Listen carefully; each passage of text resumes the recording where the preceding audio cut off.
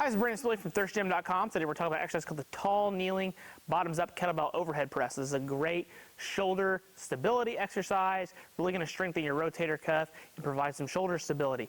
You will need 2 kettlebells for this exercise, and outside of that you just need a little bit of space. This is great for people when we want them to press overhead, but we really need to own position and make sure they can control it, or we're looking for some aided shoulder stability in our training programs. If you're looking for shoulder hypertrophy, I would say this exercise probably doesn't fit the bill quite perfectly. There's nothing wrong with it, but in terms of building shoulder size, there's probably better opportunities available. This one, however, is great for like overhead athletes and those that are trying to aid their shoulder stability and their rotator cuff strength. So if you happen to be somebody that is cleared for exercise after shoulder surgery, this might be a good exercise to start implementing as maybe part of your warm-up, or just start to slowly get back into any kind of overhead pressing.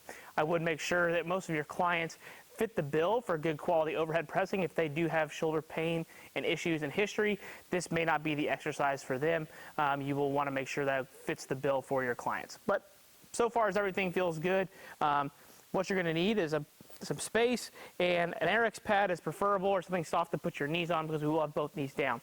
In our tall kneeling position, we have both knees down, our feet are dug into the ground, so we actually are going to feel our toes. We're not going to be completely flat, have our butt back like this. We want to make sure we're good tall position, hence the name of the position. Knees over hips over shoulders, butt slightly squeezed, should feel my glutes and my hamstrings. It might even feel a little bit of abs in that position. If so, that's good.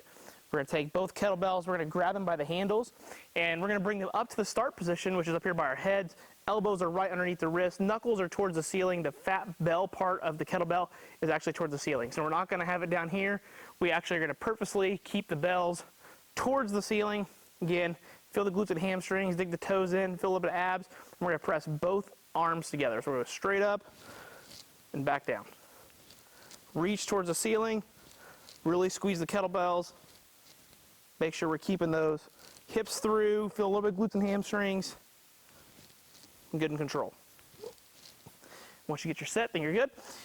When it comes to programming for a particular exercise like this, we really like 3 to 4 sets of 8 to 10 reps. You could go a little bit heavier, however, generally what happens is holding on to the bell becomes very challenging. If you're trying to progress on an exercise and you're kind of stuck, we recommend doing more reps to build up the fatigue factor of not only the grip, but also the rotator cuff, so that you can try to progress to the next weight on your progression. So that is the exercise. It's really not that complicated as long as you got some kettlebells and you understand how to keep everything good and squeezed and controlled. We really like this for our overhead athletes. If we're trying to improve their rotator cuff and shoulder stability, this fits the bill nicely as one of our accessory exercises. So if you have any questions, please feel free to leave them in the comment section. Thanks. Have a great day.